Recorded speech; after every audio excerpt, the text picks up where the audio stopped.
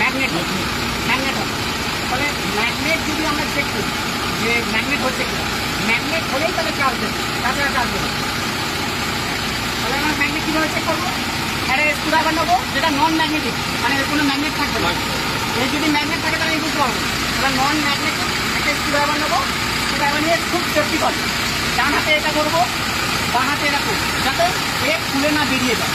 যদি সিঙ্গেল হয় কোনো অসুবিধা নেই, যদি এ খুলে চলে যায় তাহলে আমার অ্যাক্সিডেন্ট হতে পারে। এই জন্য এটাকে সেফটি এভাবে করবো। ধরে জাস্ট এই অর্ডারটা জাস্ট এটা করবো, এই ম্যাগনেট নিয়ে নেবো।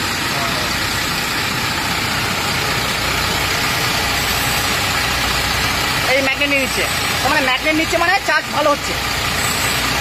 ঠিক অপোজিটটাও দেখবো, এই ঠিক আছে। ঠিক, চলো এবার ডিসপ্লেতে দেখি কতটা ভোল্টেজ দিচ্ছে।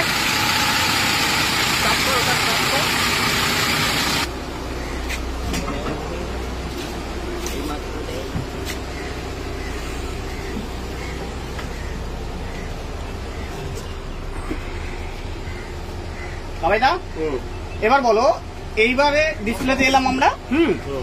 আগে তোমার যে সমস্যাটা ছিল বিলো 24 ভোল্ট, এখন আর আছে কি সেটা? না। দেখো বিলো 24 ভোল্ট আমরা কোথায় দেখতে পারবো? এই ভিকেল মেসেজে। এই ভিকেল মেসেজে আমরা বিলো 24 ভোল্ট আছে কিনা আমরা সেটা দেখতে পারবো। কিভাবে দেখবো? এইভাবে যে এখানের মধ্যে ভিকেল মেসেজ মানে তোমার ভিকেলসে কি কি মেসেজ আছে এখন প্রেজেন্ট। এখন দেখা যাচ্ছে একটা ইয়ার সাসপেনশন রিলেটেড একটা কোনো সমস্যা আছে, ঠিক আছে। তারপর যে ব্রেক সমস্যা আছে কিছু, ওয়াটার এন্ড ফুয়েল এটা কমন জিনিস, এটা থাকে 9.6 এর মধ্যে, ঠিক আছে। তারপরে দেখা যাচ্ছে লাইটিং চেক কিছু, তারপর যে হাই ডাউনে যেটা বেলো লেভেলিং সমস্যা হচ্ছে সেটার জন্য এক। তার মানে তোমার এর মধ্যে আর বিলো 24 ভোল্টটা আর নেই। তোমার যখন ছিল এখানে বিলো 24 ভোল্ট আসার সময় এখানে কোনো রেড সিম্বল দিচ্ছিল কি?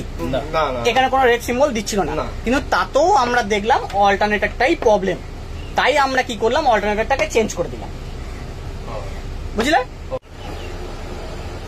দেখো ভাইরা, এবার তোমার যখন আমরা এসে এখানে চেক করলাম তখন আমাদের ভোল্টেজ কত দেখা ছিল 25।